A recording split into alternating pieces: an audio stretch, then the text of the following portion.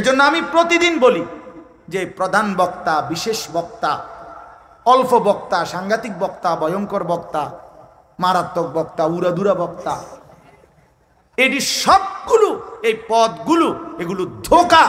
ধোঁকা বেটা, এগুলো ধোঁকা, এগুলো সব ধোঁকা বেটা। আল্লাহর কথা যখনই বলে, যিনি বলে তিনি দামি। তোমার এলাকার হুজুর বললেও দামি, তোমার মসজিদের ইমাম বললেও দামি, ওই নর্থ বেঙ্গলের হুজুর বললেও দাম, চাঁদের দেশের হুজুর বললেও দাম, সব বরাবর দাম, সব দাম। রাত 10টার পরে ওয়াজ করলে হে রে কয় প্রধান বক্তা, আর মাগরিবের পরে ওয়াজ করলে হে বেটা বিশেষ বক্তা। এই সিদ্ধান্ত কে দিল? আমনে কোন? আমনে আমার বয়স্ক হুজুর আমনে কোন? এটা কোন কিতাবে তাই? এটা কি ফায়সালা হুজুর করে না? এটা কিভাবে সিদ্ধান্ত হইল? রাত যত সাফে তো বক্তার মান তত বাড়ে। এটা কি আসলে? আমি এটা বুঝি না, আমার কথা এটাই বুঝি না। এটা কি? আসরের পরে গেলে এবারে এবারে মানে কোন রকম বক্তা নাকি? মানে আসরের পরে টাইমটা এটা বেহুদা টাইম। আস্তাগফিরুল্লাহ, আস্তাগফিরুল্লাহ। রাসূলুল্লাহ সাল্লাল্লাহু আলাইহি সাল্লাম তিনি তাইলে আসরের পরে কথা বলেন নাই? নবীজি তো সব বক্তব্য 10টার পরে। তো তা কি বলেন? 10টার পরে তো বলতেনই না। আল্লাহ নবী সাল্লাল্লাহু আলাইহি সাল্লাম তো এশার পরে বেশি কথাই বলতেন না। এই জন্য বাপ এটা বোঝা উচিত। আমি এটা অনুভব করি, আফসোসের বিষয়। একটু দূরের থেকে বক্তা আসলে ওই বেটার কপালে 60,000 টাকা জোটে। নিজ মহল্লার ইমাম সাহেব, মহল্লাবাসীর মাহফিল, তারা নিজ মসজিদের ইমাম সাহেব, ওই বেচারার কপালে 200 টাকাও জোটে না। এত বড় বেইনসাফি, জুলুম আর কিছু হইতে পারে না। এটা জুলুম ছাড়া আর কিচ্ছু না বেটা। জনপ্রিয়তা একটা ধোঁকা বেটা, জনপ্রিয়তা একটা ধোঁকা। আমি আসছি তো কিছু মানুষ জমছে, খুব জনপ্রিয় বক্তা আমি, না রে ভাইয়া, আল্লাহর কসম, রব্বে কাবার কসম, এটা ধোঁকা।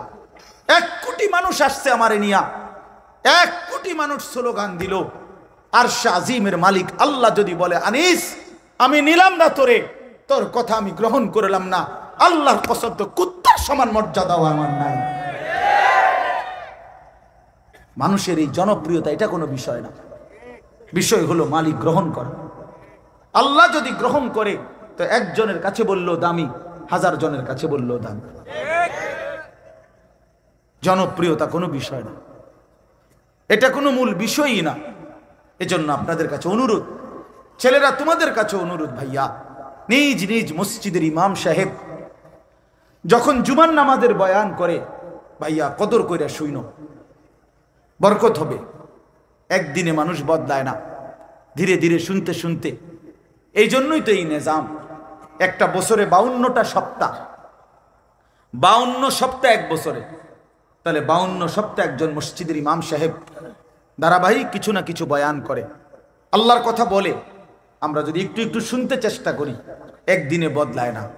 হঠাৎ একদিন আল্লাহ তাআলার দয়া হলে যুবক বদলে যাবে, হঠাৎ একদিন বদলে যাবে, শুনতে শুনতে শুনতে শুনতে কোনো এক রাত গভীরে মালিককে এক ডাক দিয়া বদলে যাবে। আল্লাহ তাআলা না পরিবর্তন করে, বান্দার কারো হাতে কোনো ক্ষমতা নেই। এটা আল্লাহর একটা ইচ্ছা যে আল্লাহ কাউকে হয়তো 1000 জনের সামনে বলায়, কাউরে হয়তো 100 জনের সামনে বলায়। এটা কোনো আল্লাহর ইচ্ছা। এটার মধ্যে কোনো একবারে জনপ্রিয়তার আহামরি কিছু নাই, কিচ্ছু নাই। এই জন্য আমি অনুরোধ করি প্রত্যেকে ইনশাআল্লাহ এই বিষয়টা খেয়াল করা, যে আসরের পরে, মাগরিবের পরে, জোহরের পরে দিবানিশি আল্লাহর কথা যখনই বলে তখনই মনোযোগ দিয়ে শুনবেন। বলেন ইনশাআল্লাহ। কোরআন শরীফে আছে নূহ আলাইহিস সালাম 950 বছর মানুষকে আল্লাহর দিকে ডাকছেন, একই এলাকায়, এক জায়গায়, এক এলাকায়। আজকে চিটাং, কালকে সিলেট, পরশু খুলনা, তারপরে দিন রংপুর। এত মাতবুরি করছে না নূহ আলাইহিস সালাম? এত কেন ঘুরছে উনি? এক জায়গায় বলছে। আমরা না এখন ফুডাঙ্গিরি মারি যাই, বেটা সারা দেশে ওয়াজ উড়াই লাইছি বেটা। না না, একই অঞ্চলে বলে গেছেন তিনি। আচ্ছা, এরপরে রাতেও বলছেন, দিনেও বলছেন। ক্বালা রাব্বি ইন্নী দাউতু কওমি লাইলান ওয়া নাহারা। নূহ আলাইহিস সালাম বলেন, মাওলা গত 950 বছর যাবত আমি আপনার বান্দাদেরকে আপনার দিকে ডেকেছি মাওলা, লাইলাম ওয়া নাহারা, রাতেও দিনেও। তাইলে আল্লাহর নবী যদি রাতেও বলে দিনেও বলে, তাহলে রাতে বললে প্রধান বক্তা, দিনে বললে বিশেষ বক্তা নাকি?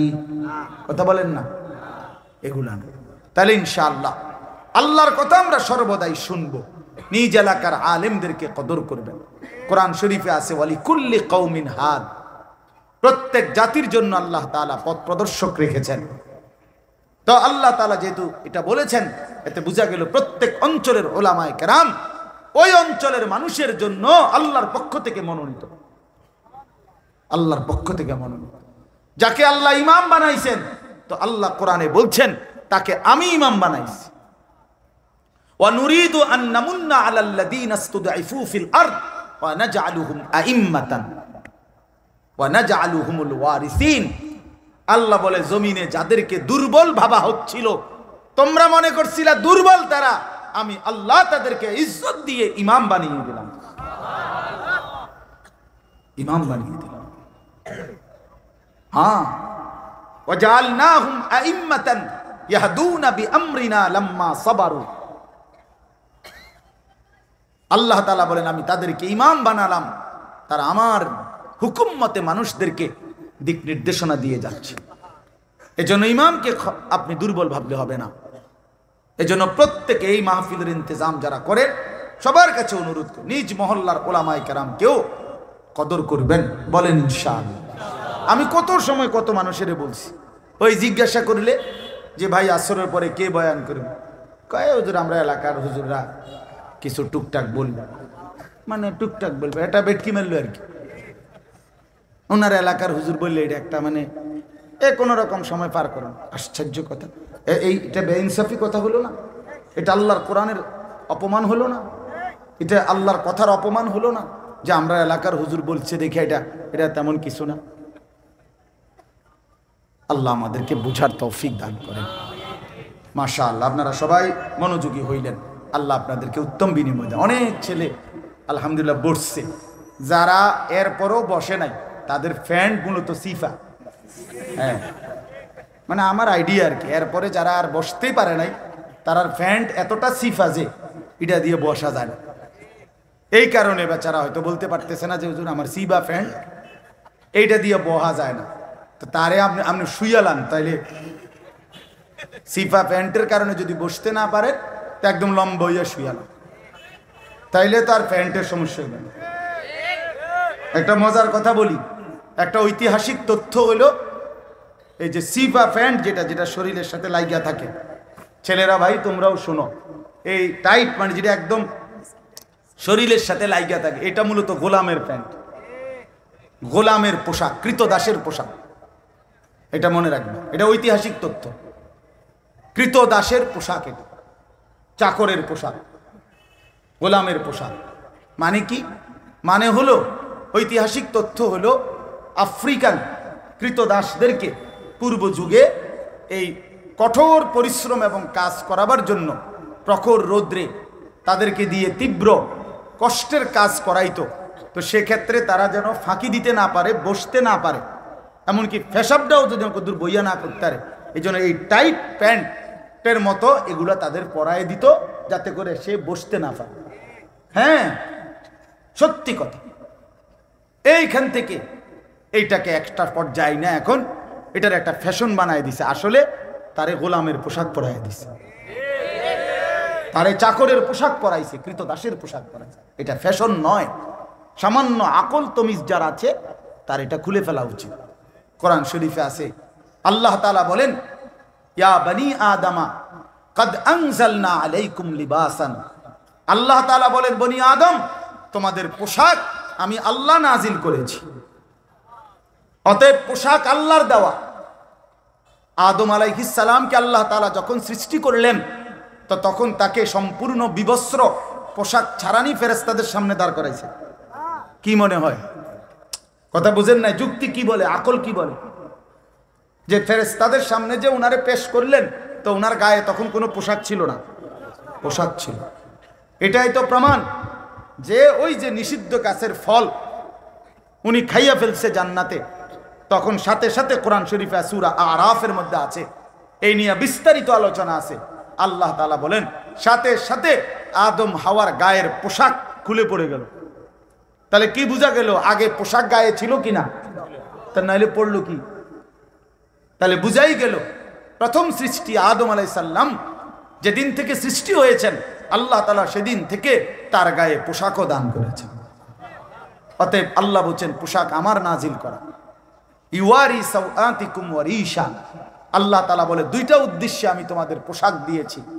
এক, পোশাক তোমাদের সতর লজ্জা ঢেকে দিবে। দুই, ওয়া রিশান, তোমাদের সৌন্দর্যের উপকরণ হবে। এক নাম্বার লজ্জা ঢাকবে, সতর ঢাকবে।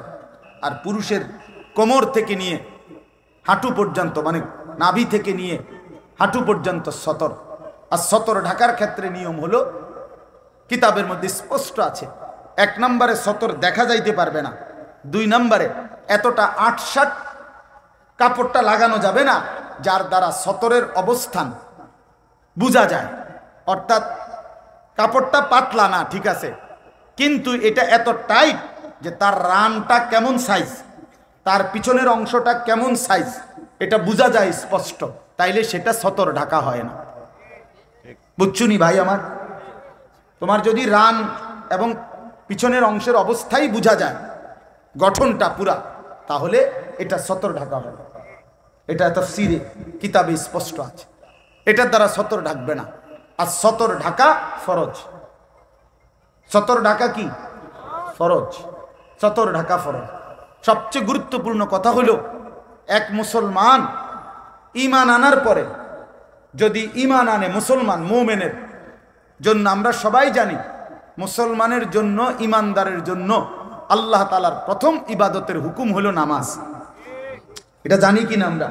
কিন্তু আশ্চর্যের কথা হলো সেই নামাজেরও আগে সতর ঢাকা ফরজ। সতর ঢাকার গুরুত্ব এত বেশি যে ঈমানের পরে নামাজের আগে দায়িত্ব হলো আগে সতর ঢাকতে হবে। কারণ নামাজের বাহিরের ফরজ হইল কি?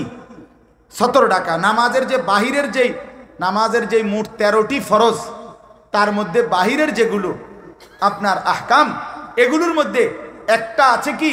সতর ঢাকা। তাহলে বোঝা গেল নামাজ শুরুর আগেই তাকে কি করতে হবে? কথা বলে না, সতর ঢাকতে হবে। সতরের গুরুত্ব এত সাংঘাতিক, কথাটা আমি প্রসঙ্গক্রমে বললাম, বুঝাইতে চাইলাম ভাই। অনেক ছেলে আছো তোমরা, আহা, দুশ্মন তোমাদেরকে ধোকা দিছে, বেঈমান তোমাদেরকে পোশাক দিয়া ধোকা দিছে, বেঈমান তোমাদেরকে চুল দিয়া ধোকা দিছে, বেঈমান তোমাদেরকে ফ্যাশনের নামে ধোকা দিছে।